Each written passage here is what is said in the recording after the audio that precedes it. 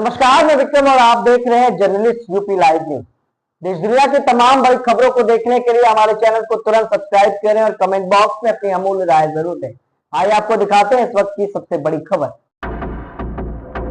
तिरुपति मंदिर में प्रसाद में जानवर का फैट मिले होने से नाराज अयोध्या के संत कर रहे ये मांग।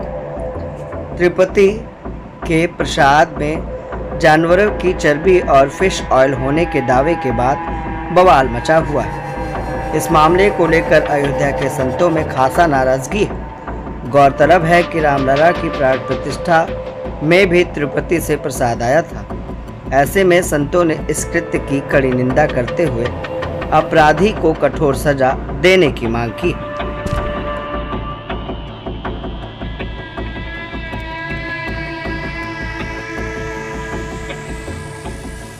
जो भी घटनाएं हुई हैं, जैसा जांच हुआ है उससे स्पष्ट हो गया है कि ना इसमें जो है यह चर्बी मिलाया गया है और मछली का तेल मिलाया गया है, और वहाँ की जो सरकार थी उसको संज्ञान में है कि नहीं है, और कब से मिलाया जा रहा है इसका भी पता नहीं है। क्योंकि अभी वर्तमान समय में जब चर्चा हुई है तो ये जब खोज हुआ है तो इसकी पुष्टि हो गई है। तो ऐसी स्थिति में ये हमारे मैं समझता हूँ अंतर्राष्ट्रीय षड्यंत्र है।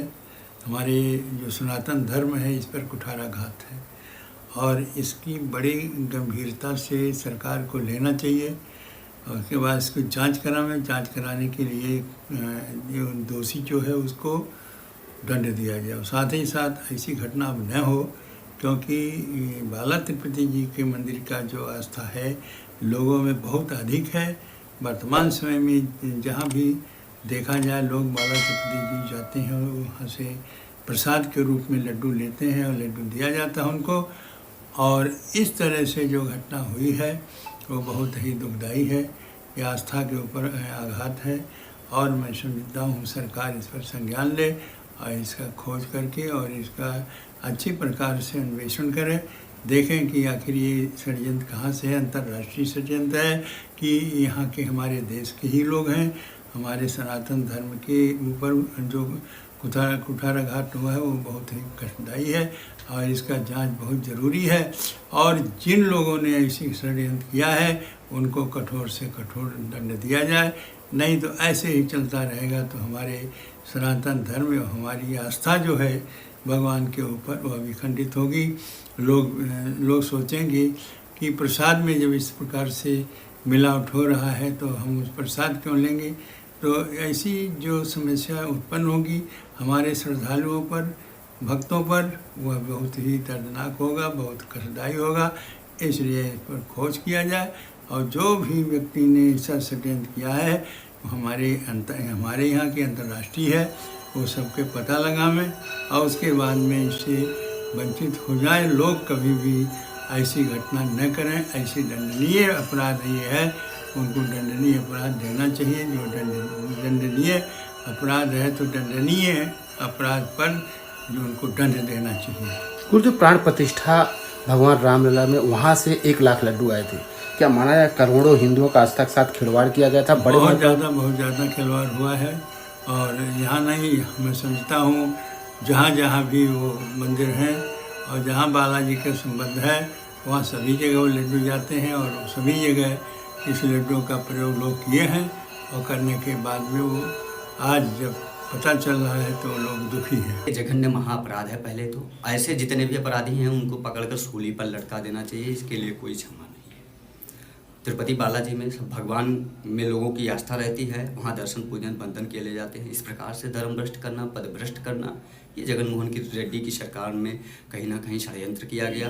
और उसके बाद 1 लाख से ज़्यादा लड्डू अयोध्या राम मंदिर प्राण प्रतिष्ठा में भिजवाना, यह भी एक बहुत बड़ा अपराध जो मैं मानता हूँ कि जिसकी कोई क्षमा और कोई विधा नहीं है। ऐसे लोगों के ऊपर त्वरित और निष्पक्ष कार्यवाही की जानी चाहिए, और इन्हें सूली पर लटका दिया जाना चाहिए। जो भी आरोपी पाए जाएँ, जो भी दोषी पाए जाएँ, इसमें कहीं कोई क्षमा की विधा है ही नहीं, शब्द ही नहीं है। इतने बड़े अपराध हैं ये बहुत बड़ा अपराध है, महापाप है। करोड़ों साधु संतों और सनातन धर्म को मानने वालों के साथ आस्था के साथ खिलवाड़ किया गया है, उनका धर्म भ्रष्ट करने का काम किया गया है। जो भी यह ऐसा कुकृत्य जघन्य अपराध किए हैं, मैं मानता हूँ कि मेरे शास्त्रों में उनके लिए घोर नरक की जो है विधा है और वो वहाँ जाएंगे और भगवान ऐसे लोगों को कभी क्षमा नहीं करेंगे, क्योंकि ये सनातन संस्कृति की परंपरा और आस्था का देश है। यहाँ आस्था को ही स्वीकार करके पत्थर को भगवान बना लेते हैं लोग, और जो भी ऐसे कृत्य कर रहे हैं व्यक्तिगत तौर पर वो महापापी हैं। बाकी भगवान राम की प्राण प्रतिष्ठा में सम्मिलित होने वाले लोग और जो तिरुपति बालाजी नित्य प्रतिदिन दर्शन करने जाते हैं, वह उनके किसी भी प्रकार के धर्म पर कोई भी जो है प्रश्न चिन्ह नहीं है। वो तब भी धार्मिक थे, आज भी धार्मिक हैं और कल भी वो धार्मिक रहेंगे।